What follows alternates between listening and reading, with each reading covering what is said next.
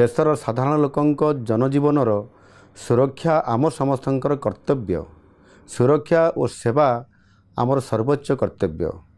एथिपाई जातीयतार मनोभाव रखी बेसामरिक सुरक्षा बा सिविल डिफेन्स संगठन रे स्वेच्छासेवी भाव जोगदेवाई मु जनसाधारण को विशेष करी युव समाज को आह्वान करुछि। युव समाज ही आम आशा भरोसा और शक्तिर प्रतीक।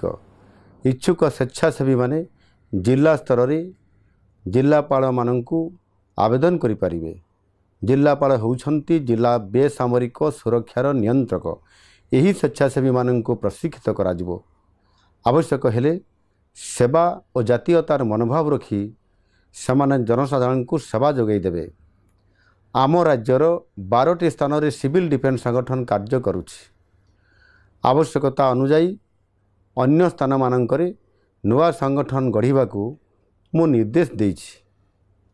मोर आशा और विश्वास सेवा और जातीयतार मनोभाव रखी अनेक व्यक्ति विशेष करके युववर्ग एथिपाई आगे आसबे।